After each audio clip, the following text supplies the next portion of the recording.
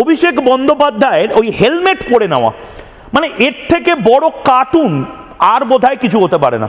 অভিষেক বন্দ্যোপাধ্যায় যেই বুঝলো যে মাথায় ডিম পড়তে পারে, দৌড়ে অভিষেক বন্দ্যোপাধ্যায় একটা হেলমেট, আগে থেকে ফোনে বলে দিয়েছে একটা হেলমেট কিনে রাখিস, এই হেলমেটটা পরে নিল সর্বপ্রথম। মানে অভিষেক বন্দ্যোপাধ্যায়ও ভয় পাচ্ছিল যে আজ যদি 100-200টা ডিম পড়ে তাহলে চাপ আছে।